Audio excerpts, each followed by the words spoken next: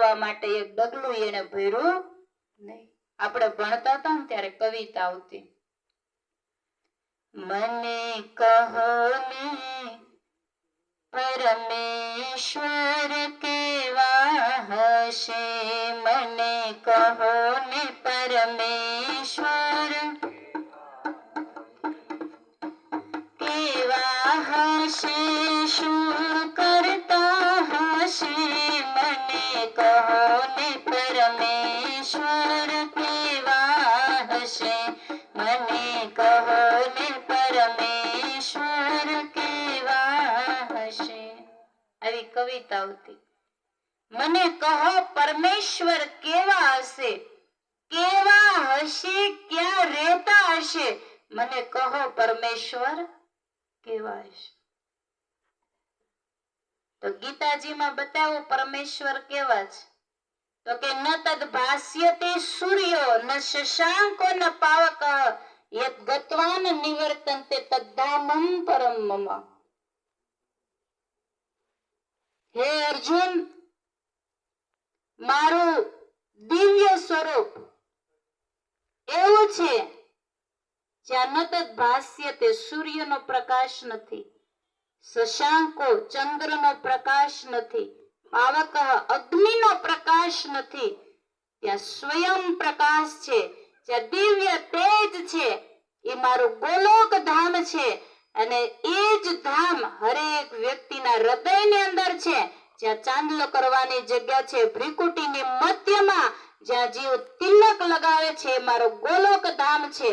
અને ત્યાં જીવ ભીતર ડૂબકી લગાવે છે તો મારા ધામ સુધી પહોંચી જાય છે. મને કહો પરમેશ્વર કેવા જ્યોતિ સ્વરૂપે છે, ક્યાં રહેતા હશે, બંને ભ્રમરની મધ્યમાં તિલક કરવાની જગ્યા, ત્યાં પરમેશ્વર રહે છે. બેનો ચાંદલો કરે, પૂછવામાં આવે શું કામ, તો કે અમે સૌભાગ્યવતી એટલે. ભાઈઓ કરે છે, તમે એમ કહો અમે સૌભાગ્યવતા છીએ. ચાંદલો નથી ગાલે કરવામાં આવતો, નથી કાને કરવામાં આવતો, નથી ગળે કરતા, તિલક અહીંયા કપાળમાં જ કરવામાં આવે છે. ભગવાન શિવજીનું ત્રીજું નેત્ર તમે તસવીરમાં જોશો તો અહીંયા ત્રીજી આંખ બતાવવામાં આવી છે. જ્યોતિ સ્વરૂપે પરમાત્માને પોતાના હૃદયની અંદર જોવા હોય તો ત્રીજી આંખને ખોલાવવી પડશે. આ ચામડાની આંખે તો ઈશ્વર દેખાતા નથી. દેખાતા હોત તો અર્જુનને એકલાને ન દેખાત, બધાઈને દેખાવા જોઈએ. મેદાનમાં વિરાટ સ્વરૂપના દર્શન બધાઈને થવા જોઈએ, પણ અર્જુનને એકલાને જ દ્રષ્ટિ આપી છે. દિવ્યમ દદામિ તે ચક્ષુ, હું તને ત્રીજી આંખ આપું છું, એના દ્વારા તું મારા એ જ્યોતિના દર્શન કરી શકે છે. સંસારની અંદર 4 પ્રકારના પ્રકાશ છે: સનલાઇટ, મૂનલાઇટ, ફાયરલાઇટ અને ડિવાઇન લાઇટ. સૂર્યનો પ્રકાશ, ચંદ્રનો પ્રકાશ, અગ્નિનો પ્રકાશ અને પરમ પ્રકાશ. સૂર્ય, ચંદ્ર, અગ્નિ આ 3 પ્રકાશને ચામડાની આંખોથી જોઈ શકાય, પણ જે ડિવાઇન લાઇટ છે, જે પરમ પ્રકાશ છે, એને સૂરદાસ જોવે. મૂંગો બોલે, આંધળો સાંભળે અને લંગડો ડુંગરો ચડે. આવું ભગવાનનું ધામ છે. ક્યાંય બહાર નથી, ક્યાંય ઉપર નથી, ધરતીના પેટાળમાં નથી. અહીંયા આ 5 ફૂટની જે કાયા છે ને, આમાં આખું બ્રહ્માંડ સમાયેલું છે. આ બધો જ ખેલ આ 3.5 ફૂટની કાયામાં થઈ રહ્યો છે, પણ આપણે એ વસ્તુથી બિલકુલ અજાણ્યા છીએ. માથે કોઈ સદગુરુ મળી જાય ને તો અંતરનો કબાટ ખોલે, અને જો અંતરનો એ કબાટ ખોલી નાખે ને તો અંદરથી જણણ જણણ ઝીણી ઝાલર વાગે, અમૃત ટપકે, જ્યોતિના દર્શન થાય, અખંડ દીવો અંદર બળે છે. જેની કોઈ હદ નથી એવા બેહદમાં વાજિંત્રો વાગે છે. માં ભવાનીને શિવજી કહે છે કે હે ભવાની, આવા તો 36 પ્રકારના નાદ મનુષ્યના ઘટની અંદર વાગી રહ્યા છે. મંદિરમાં તો ખાલી 1-2 વસ્તુ વાગે, ઢોલ વાગે, નગારો વાગે, ઘંટ વાગે, ઝાલર વાગે, પણ આવા 36 પ્રકારના નાદ હે ભવાની માણસના ઘટની અંદર વાગી રહ્યા છે. અમરનાથની ગુફામાં ભગવાન શંકર માતા પાર્વતીજીને એ ઉપદેશ આપે છે. તો બધો ખેલ આપણી અંદર છે, પણ આપણે દોડીએ છીએ બહાર. ભૂલ મોટા મોટી આ છે. નાની ભૂલ હોય તો વાંધો નહીં, મણમાં 20 કિલોની ભૂલ કરો છો, પણ કઈ મને નથી ખબર પડતી મણ કેવી રીતે થાય. મણમાં 20 કિલોની ભૂલ થાય છે એટલે કેટલી થઈ? કેટલી સીધી અને સરળ વાત છે કે ઈશ્વર બેઠો છે અંદર અને આપણે ગોતીએ છીએ બહાર. શાસ્ત્રો, સંતો અને સદગુરુ એમ કે છે કે તમે બહાર દોડ લગાવવાનું બંધ કરો અને ભીતર દોડો. ભીતર દોડશો તો મળશે. મીરાએ અંદર દોડ લગાવી, નરસૈયાએ અંદર દોડ લગાવી, સોજુબાઈએ અંદર દોડ લગાવી. આપણે બધાના ચરિત્રોને સાંભળીએ છીએ, બધાના ઇતિહાસને વાંચીએ છીએ, તોય આપણે કોશિશ કરતા નથી. તો સત્યને જાણવા માટે એ આત્મબળથી શ્રેષ્ઠ બીજું કોઈ બળ નથી. તો એ આત્મબળ આવશે ક્યાંથી? તો કે ગુરુની પાસે જવું પડશે. સદગુરુ રુદિયાની અંદર એવો જ્ઞાનનો અખંડ દીવો બતાવી દે છે કે પછી બીજું કઈ જાણવાનું બાકી રહેતું નથી. એવા મહામંત્રનો ઉપદેશ આપી દે છે કે શેષ જાણવાનું સંસારમાં બીજું કઈ રહેતું નથી. મહામંત્રને જાણો, સંસારના કામ કરો અને પોતાના શ્વાસ ગણી ગણીને હરીને સોંપો. શ્વાસે શ્વાસે ગોવિંદને સમરી લે. મૃત્યુ ક્યારે આવશે એ નક્કી નથી. માથા ઉપર ભમી જ રહ્યું છે અને એમાંથી કોઈ છૂટી શકવાનું નથી. માટે જાગ્યા ત્યારથી સવાર ગણી, ભૂલ્યા ત્યાંથી પાછા ફરી અને હરિનું ભજન કરી લો. સવારનો ભૂલેલો સાંજે ઘરે આવે તો એનો ભૂલેલો કહેવાય ને. અવતાર મળ્યો છે માનવીનો તો હરિભજન કરી લો. કોને ખબર કાલે માનવીનો અવતાર મળશે કે નહીં. ગાય ભેંસ કૂતરા બળદ બની ગયા પછી નકરા ડફણા જ ખાવાના જ. તરવા માટે સાધન મળ્યું છે તો તરી લેવું જોઈએ. કોઈ સદગુરુની તલાશ કરી જીવનને સફળ અને સાર્થક કરી લઈએ. વધારે વિશેષ નહીં કહેતા હવે એક નાની સરખી આરતી કરીશું. આરતી અંદર જે માનસિક ગંગા છે, અંદર હૃદય રૂપી પાત્રની અંદર જે ગંગા વહી રહી છે, એમાં સ્નાન કરવા માટે સદગુરુ સંતના શરણ વગર છૂટકો. પણ આપણે આજે બધે જ જઈએ છીએ પણ સંત ને સદગુરુના શરણમાં જતા અને એટલે જ આપણે દુખી છીએ. તો ભાઈ, દુઃખમાંથી મુક્તિ મેળવવી હોય, કાંઈક જીવનમાં શાંતિ મેળવવી હોય, જીવનના સાચા મૂલ્યને સમજવું હોય, આ મનુષ્યના ફેરાને સફળ કરવો હોય, ફરીથી લખ 84 માં ન જવું હોય, તો આવો. આગળ પણ પૂજનીય બાઈજી ખૂબ સુંદર આપણને સત્સંગ વિચારો સંભળાવશે. તો સત્સંગના વિચારો સાંભળી જીવનમાં ઉતારી આપણે આત્મ કલ્યાણ કરવાના માર્ગે ચાલવાની પ્રયત્ન કરી દઈશું અને જીવનને સફળ બનાવવાની કોશિશ કરીશું. એને વધારે મેળવવાની ઈચ્છામાં શરીર ખર્ચી નાખીએ છીએ. પછી જ્યારે એવો સમય આવે છે કે દુનિયા આપણને તરછોડી દે અને આપણે ઈશ્વરને મેળવવાની ઈચ્છામાં જો જઈએ ને, ત્યારે મંદિરનું એક પગથિયું પણ આ ઘૂંટણ સાથ આપતા નથી ચડવામાં. ઘૂંટણ ઘસાઈ જાય છે સાવ. પછી મંદિરના પગથિયા અને સંત પાસે જઈ શકતા નથી. અને ત્યારે દુનિયાથી તો તરછોડાયેલા જ હોઈએ. કોને કહીએ લઈ જાઓ? સાચું કે ખોટું? કારણ કે એ લોકો ત્યારે દોડવામાં હોય. જ્યારે આપણી પાસે ફુરસદનો સમય હોય ને, ત્યારે આપણને લઈ જવા વાળા દોડતા હોય. તો સંતો એમ કહે છે, કાશી નહાય હરિદ્વાર નહાય, તારા મનનો મેલ ન ધોવાશે. તો આપણા જીવનનું જે વાસ્તવિક સત્ય છે, આપણા કરેલા કર્મના બંધનો જે આપણને તનથી મનથી ને ધનથી હંમેશા પીડા આપ્યા કરે છે, આપણા મનને ક્યાંય ચેન નથી પડવા દેતું, ક્યાંય આત્મિક શાંતિ પડવા નથી દેતું, તો એવા કર્મના બંધનમાંથી મુક્તિ મળશે કઈ રીતે?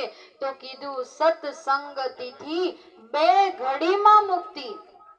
एक घड़ी आधी घड़ी आधी ते पुनियाद, तुलसी संगत साध की कटे कोटि अपराध। करोड़ो जन्मना पाप कर्म माथी मुक्ति अपावनार एकमात्र साधन छे आत्मानी ओळखाण, અને એ સત્સંગ દ્વારા થાય છે, સંતોના સાનિધ્ય દ્વારા થાય છે, સતગુરુની કૃપા દ્વારા થાય છે।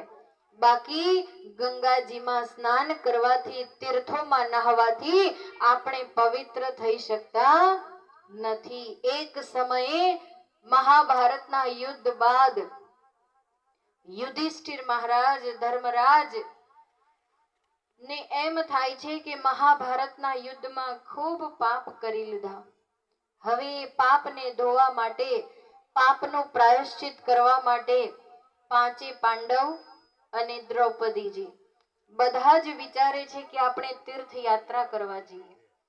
અને ત્યારે ધર્મરાજ શ્રી કૃષ્ણ ભગવાન પાસે જાય છે।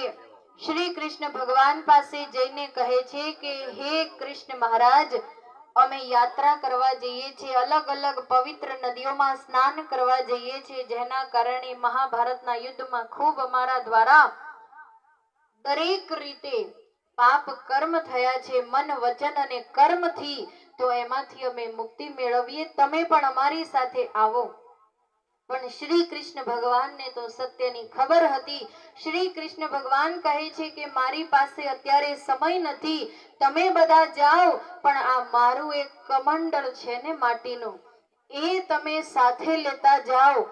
તમે જે જે નદીઓમાં સ્નાન કરો ત્યાં કમંડળને પણ ડૂબકી મરાવજો। યુધિષ્ઠિર મહારાજે આજ્ઞાનું પાલન કર્યું। યુધિષ્ઠિર મહારાજ અને બધા જ ભાઈઓ દ્રૌપદીજી તીર્થયાત્રામાં નીકળે છે। જ્યાં જ્યાં એ લોકો પોતાનું સ્નાન કરે છે, જ્યાં જ્યાં મંદિર મસ્જિદે જાય છે, તીર્થોમાં જાય છે, ત્યાં ત્યાં આ કમંડળને પણ શ્રી કૃષ્ણ મહારાજની આજ્ઞાથી એમાં ડૂબકી મરાવડાવે છે। હવે તીર્થમાંથી જ્યારે પાછા ફર્યા, શ્રી કૃષ્ણ મહારાજને યુધિષ્ઠિર મહારાજ કહે છે કે તમારી આજ્ઞા પ્રમાણે ભગવાન, આને પણ અમે અમારી સાથે જ્યાં ગયા ત્યાં લઈ ગયા અને સ્નાન કરાવ્યું છે। આ પવિત્ર પાવન કમંડળ અમે તમને પરત કરીએ છીએ। એમના ચરણોમાં ધરે છે। ત્યારે શ્રી કૃષ્ણ મહારાજ એ કમંડળને હાથમાં લઈને બધાની જ સામે એને ફોડે છે, એને તોડી નાખે છે, અને તોડીને થોડો થોડો બધા જ ટુકડા બધાને પ્રસાદી સ્વરૂપે આપે છે। હવે જ્યાં જ એ કમંડળને તોડે છે તો આખી જગ્યામાં દુર્ગંધ ફેલાઈ જાય છે। હવે બધાને પ્રસાદ સ્વરૂપે તો આપ્યું, તો બધાએ તો લઈ લીધું, પણ ધર્મરાજને પોતાને જ એ પ્રસાદી રૂપે લેવામાં સંકોચ થતો હતો કે આવું દુર્ગંધ વાળું કઈ રીતે સ્વીકાર કરવું। અને એ જ સમય યુધિષ્ઠિર મહારાજે એવું કીધું ને, તો શ્રી કૃષ્ણ મહારાજે મોકાને યોગ્ય સમજીને સમજાવ્યું કે જો આ માટીનું કમંડળ દરેક પવિત્ર સ્થાનોમાં જઈ આવ્યું છે, દરેક પવિત્ર નદીઓમાં સ્નાન કરી આવ્યું છે, છતાંય એની અંદરની દુર્ગંધ જો ગઈ નથી, એની અંદરના દુર્ગુણ જો ગયા નથી, તો ધર્મરાજ, શું તમારા બધાના મનમાંથી ને કરેલા પાપના કર્મમાંથી તમને મુક્તિ મળી હશે? યુધિષ્ઠિર મહારાજને તરત અંતરગ્લાનિ થાય છે કે અમે તીર્થયાત્રામાં તો ખોટા ભટક્યા, અમારા મનનો મેલ તો ક્યાંય ધોવાયો નથી, અમારા કર્મ તો ક્યાંય કપાયા નથી। ત્યારે શ્રી કૃષ્ણ મહારાજ એમ જ કહે છે, શું કહે છે? અવગુણ છોડાવે આપણા રે સત્સંગ કરીએ રે એવા સંતનો અવગુણ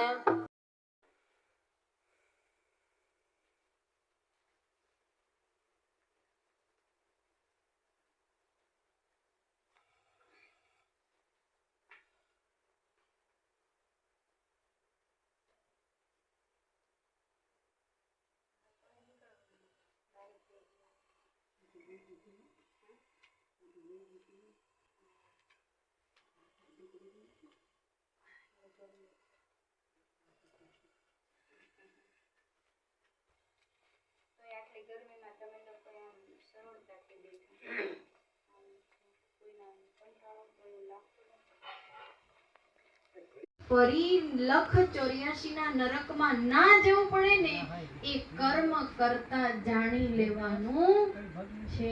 બાકી બીજા કોઈ શરીરમાં આપણે નરકમાંથી બચવાનો ઉપાય શોધી શકતા નથી. વાસ્તવમાં આપણે બધા દુઃખી શા માટે છીએ? આજે આપણી પાસે બધું જ છે, બધા પાસે પરિવાર છે, ખાવા પૂરતું અનાજ છે, અવર જવર કરવા વાહનો છે, હેને? બધી જ ફેસિલિટી છે, બધી જ સગવડ છે, અને નથી તો બધા ભેગી કરવા માટે પુરુષાર્થ કરે છે, છતાં પણ દુઃખી કેમ છીએ? કારણ કે આપણે આપણા મનુષ્ય જીવનનું જે કરવા જેવું કર્મ છે ને એ કર્મ જ નથી કરી રહ્યા. આજે ઈશ્વરને જાણીને આપણે ધ્યાન કરવાનું છે, ઈશ્વરને જાણીને ભજન સાધના કરવાની છે, પરંતુ જે આત્માને જોઈએ છે, જે મુક્તિનો માર્ગ છે, જે જન્મ મરણના ચક્રમાંથી મુક્તિનો માર્ગ છે, એને જ આપણે જાણ્યો નથી. એટલે આપણે આનંદમાં નથી રહી શકતા, પરંતુ સુખ અને દુઃખના બંધનમાં આ મન બંધાયેલું રહે છે. જો ઈચ્છાઓની પૂર્તિ થાય તો સુખ મળે છે, અને ઈચ્છાઓની પૂર્તિ ન થાય તો દુઃખ મળે છે. પણ વાસ્તવમાં ઈચ્છાઓને જ શૂન્ય કરનાર ઈશ્વરને આપણે જાણવાના છે. તો જ આપણા મનને અને આપણી આત્માને શાંતિ મળે છે. બાકી આ મનુષ્ય શરીર ખાઈ પીને સૂઈ જવા માટે મળ્યું નથી. આ તો એક સાધન છે, સાધન ધામ મોક્ષ કર દ્વારા. મોક્ષને મેળવવાનું આ એક સાધન છે, પણ આ સાધનને આપણે નકરું ખાવા પીવામાં ને મોજ શોખ કરવામાં બરબાદ કરી રહ્યા છે. તો વાસ્તવમાં સત્સંગ જે છે ને એક અરીસો છે, એક દર્પણ છે. અરીસામાં આપણને દેખાય કે આપણે કેવા લાગી રહ્યા છીએ, હે ને? પરંતુ આપણે હકીકતમાં જીવનમાં ક્યાં પહોંચ્યા છે એ માઇલસ્ટોન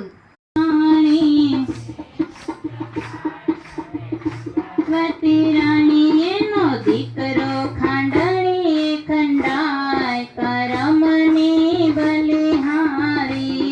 એનો દીકરો ખાંડણી ખંડાય બલિહારી. સુખ આવે ને વયો જાય કરમની બલિહારી.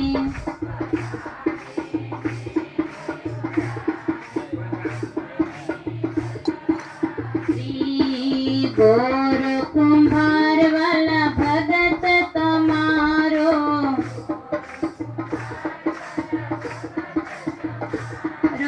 ગોર કુંભાર વાલા ભગત તમારો.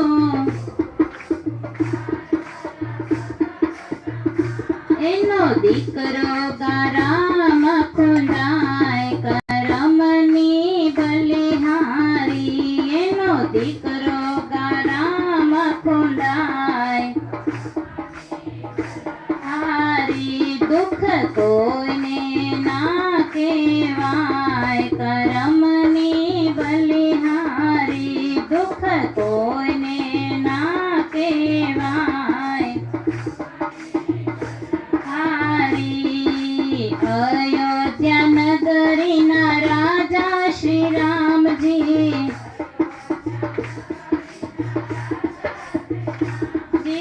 અયોધ્યા નગરીના રાજા શ્રી રામજી. એ તો 14 વર્ષ વન જાય કરમની બલિહારી. એ તો 14 વર્ષ વન જાય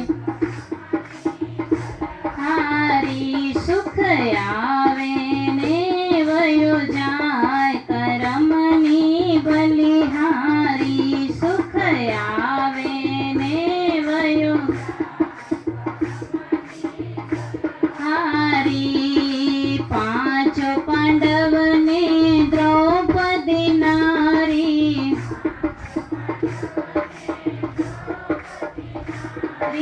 પાંચ પાંડવને દ્રૌપદી નારી એ તો ભરી સભામાં લૂંટાય કરમની બલિહારી એ તો ભરી સભામાં લૂંટાય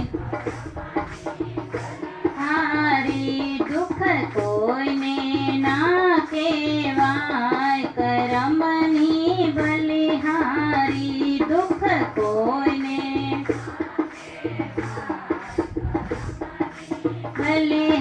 બલિહારી મેવાડ ગઢની રાણી મીરાબાઈ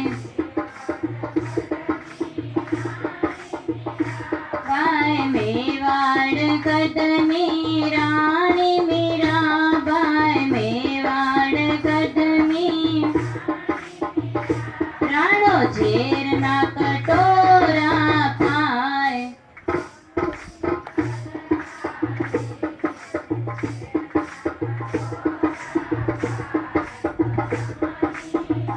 હારી રાણો ઝેરના કટોરા પાય કરમની બલિહારી રાણો ઝેરના કટોરા પાય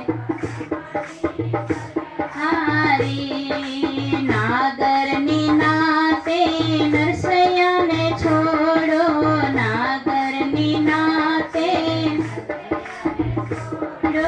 નાગરની નાતે નરસૈયાને છોડો છોડવાલો હાર પહેરાવા જાય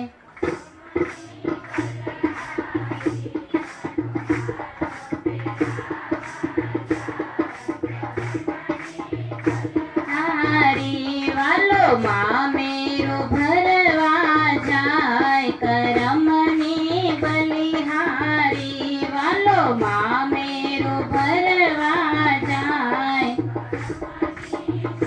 હારી સુખ